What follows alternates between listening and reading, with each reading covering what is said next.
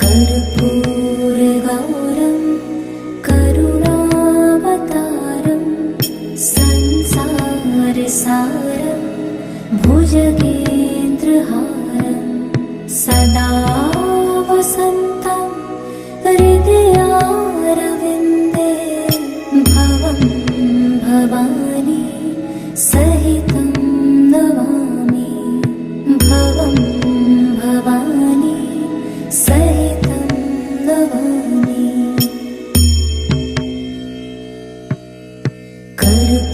कर्पूरगौरं करुणावतारं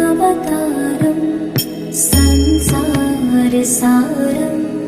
भुजगेन्द्रहारं सदा वसन्तं हृदयारविन्दे